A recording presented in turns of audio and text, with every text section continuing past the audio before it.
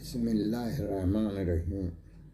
ہشام بن محمد نے ابو مخنف سے روایت کی ہے کہ عبد الرحمن بن ابی عمرو انصاری کہتے ہیں کہ جب پیغمبر صلی اللہ علیہ وآلہ وسلم کی رحلت ہوئی تو انصار ثقیفہ بنی سعدہ میں جمع ہوئے اور کہا کہ محمد صلی اللہ علیہ وآلہ وسلم کے بعد اس کام کو سعد بن عبادہ کے سپرد کر دو، اور سعد بن عبادہ جو ان دنوں بیمار تھے انہیں بھی وہاں لے آئے۔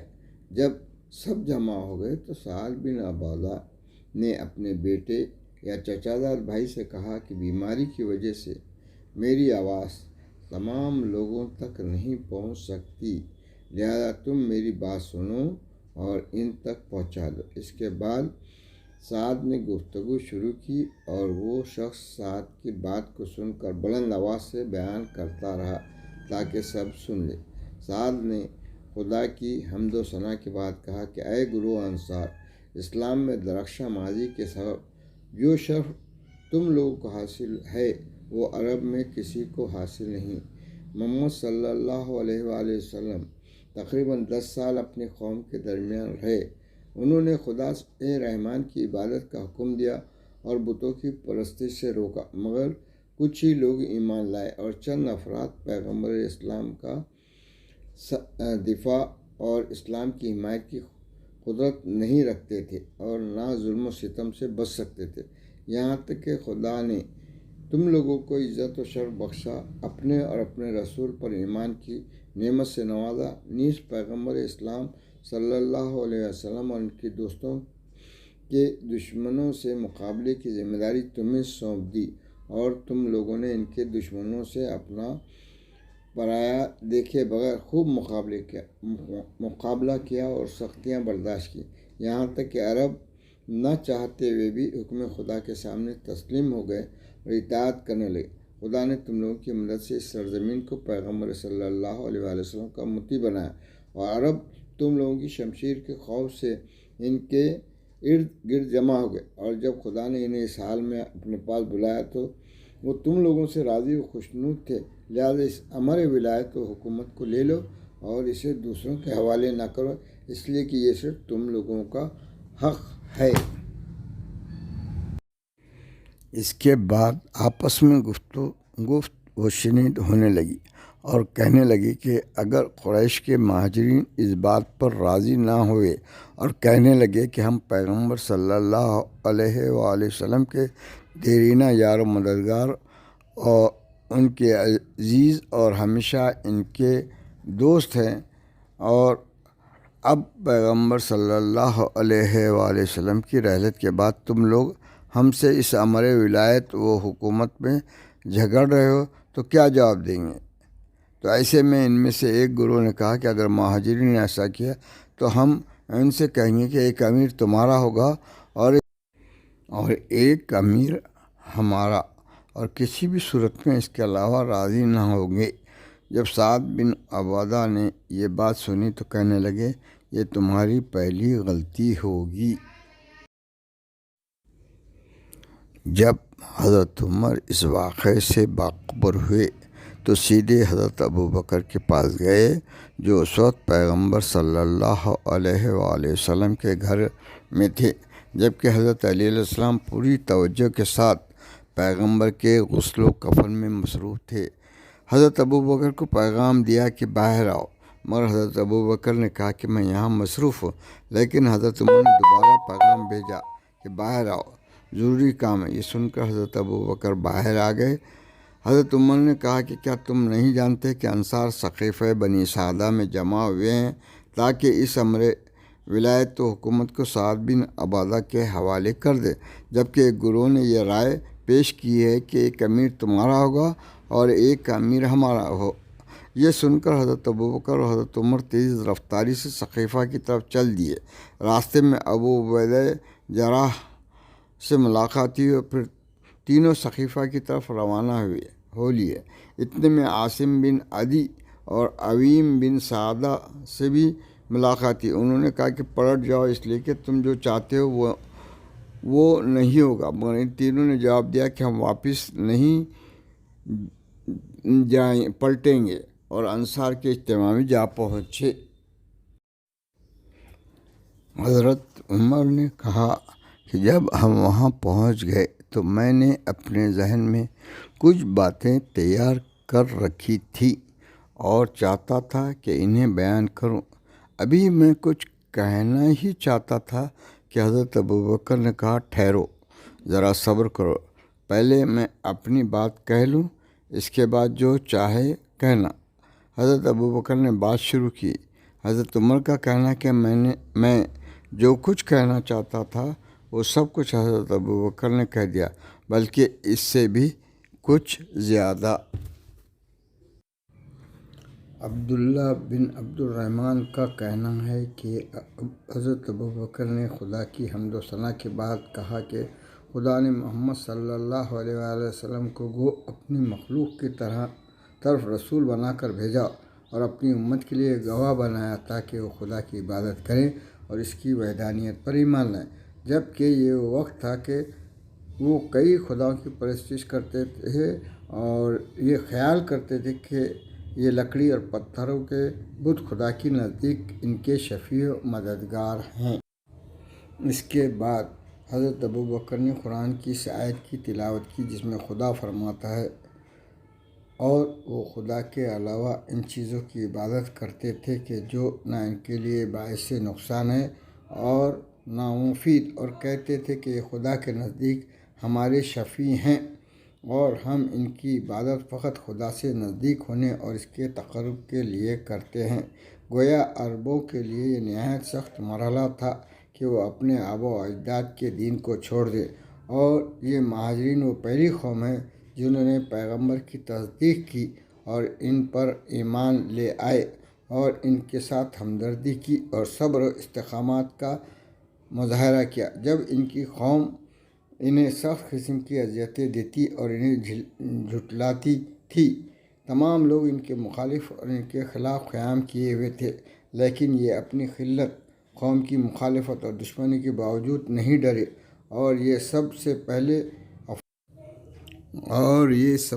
پہلے افراد تھے جنہوں نے اس سرزمین پر خدا کی عبادت کی اور خدا اور اس کے رسول پر ایمان لائے، اور یہ لوگ پیغمبر صلی اللہ علیہ وآلہ وسلم کے دوست اور عزیز ہیں، لہذا اب پیغمبر کے انتقال کے بعد اس امر کے زیادہ مستحق ہیں، اور جو بھی ان سے لڑائی جھگڑا کرے وہ ظالم ہے۔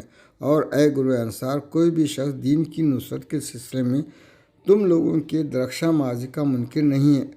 خدا نے تم لوگوں کو اپنے دین اور اپنے پیغمبر کا انصار بنایا اور اپنے پیغمبر کی ہجرت کے لیے تم لوگوں کا انتخاب کیا، اور ان کی اکثر ازواج مطہرہ اور اصحاب تم لوگوں میں موجود ہیں، لہذا سابقہ مہاجرین کے علاوہ کوئی شخص بھی ہمارے نزدیک تم لوگوں سے زیادہ عزیز نہیں ہے۔ پس ہم امیر ہیں اور تم لوگ وزیر، تم لوگوں کے مشورے کے بغیر کوئی کام انجام نہیں دیا جائے گا۔ ایسے میں حباب بن منظر بن جمح کھڑا ہو گئے اور کہا کہ اے گروہ انصار، اپنا حق لے لو، اس لیے کہ یہ لوگ تم لوگوں کے مرہون منت ہیں، اور کوئی شخص بھی تم لوگوں کی مخالفت کی جرأت نہیں رکھتا، اور تم لوگوں کے حق میں رائے دیں گے۔ تم لوگ ہی مکمل عزت و شرف، قدرت، تجربہ اور شجاعت کامل کے مظہر ہو۔ لوگ اس بات کے منتظر ہیں کہ تم لوگ کیا کرتے ہو تاکہ وہ ویسا ہی کریں۔ آپس میں اختلاف نہ کرنا، ورنہ تباہ و برباد اور پست ہمت ہو کر رہ جاؤ گے۔ اگر یہ لوگ اس بات کو قبول نہیں کرتے تو پھر ایک امیر ہم میں سے اور ایک امیر ان میں سے ہوگا۔ حضرت عمر نے کہا کہ دو تلواریں ایک نیام میں نہیں رہ سکتیں۔ خدا کی قسم، عرب ہرگز اس بات کو قبول نہیں کریں گے کہ حکومت تم لوگوں کے حوالے کر دی جائے جبکہ پیغمبر تم لوگوں میں سے نہیں ہیں، لیکن ان کے لیے اس بات میں کوئی قباحت نہیں کہ حکومت اور اس کے امور کی ذمہ داری ان افراد کے سپرد کی جائے کہ جن سے پیغمبر صلی اللہ علیہ وآلہ وسلم کا تعلق تھا۔ ہمارے پاس اس سلسلے میں مخالفین کے لیے واضح اور روشن دلیل ہے، اور جو شخص بھی محمد صلی اللہ علیہ وآلہ وسلم کی ولایت کے سنبھالنے میں ہماری مخالفت کرے گا تو گمراہ، خطا کار اور ہلاک ہونے والوں میں سے ہوگا، اس لیے کہ ہم ان کے دوست اور ان کے خاندان والے ہیں۔ اتنے میں حباب بن منظر کھڑا ہو گئے اور کہا کہ اے گروہ انصار، خبردار اس شخص اور اس کے دوستوں کی باتوں میں نہ آنا۔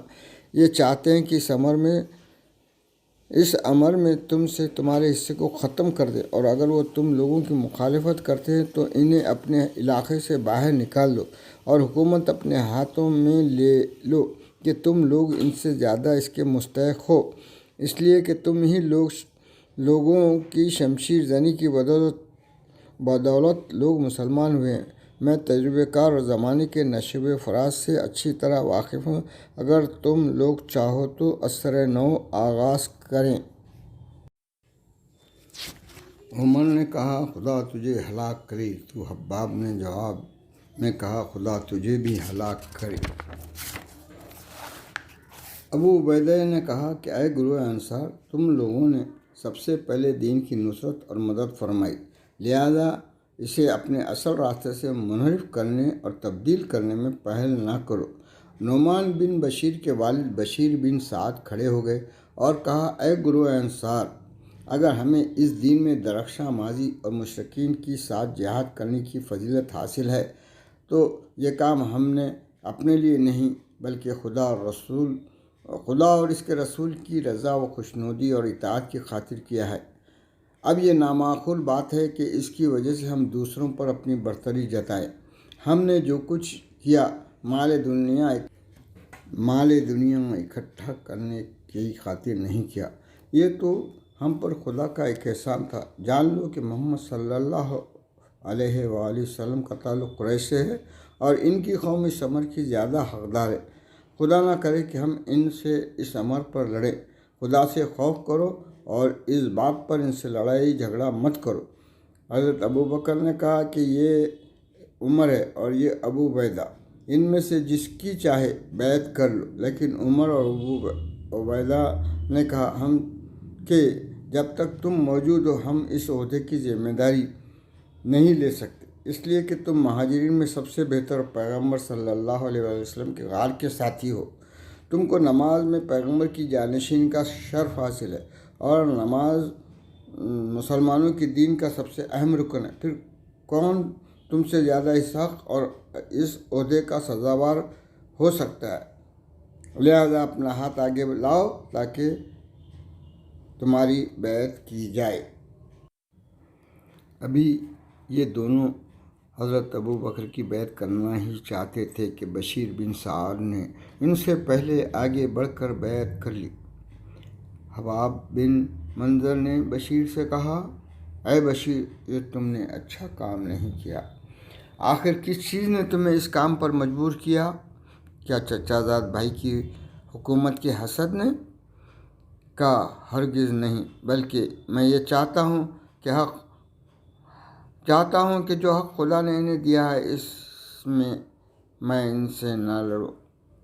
جیسے ہی قبیلہ اوس والوں نے بشیر بن سعد کا یہ عمل دیکھا اور قریش کی دعوت سنی، یہ سمجھ گئے کہ قبیلہ خزرج والے سعد بن عبادہ کی حکومت چاہتے ہیں، تو بعض افراد جن میں اسید بن حضیر جو حریفوں میں سے تھا، بعض سے کہا کہ خدا کی قسم اگر خزرجی ایک دفعہ بھی تم پر حاکم بننے میں کامیاب ہو گئے تو ہمیشہ تم پر برتری جتائیں گے اور حکومت میں تمہیں کسی قسم کا کوئی حصہ نہ دیں گے۔ اٹھو اور ابو بکر کی بیعت کر لو۔ بس وہ سب اٹھے اور ابو بکر کی بیعت کر لی۔ اس طرح وہ پلان جس پر سعد بن عبادہ اور خزرجی متحد ہو گئے تھے، خراب ہو کر رہ گیا۔ ابو بکر بن محمد خزائی کا کہنا ہے کہ قبیلہ اسلم نے بھی اس اجتماع میں حاضر ہو کر ابو بکر کی بیعت کر لی تھی۔ عمر کا کہنا ہے کہ جب میں نے دیکھا کہ قبیلہ اسلم کے افراد بیعت کر رہے ہیں تو اپنی کامیابی کا یقین ہوگا۔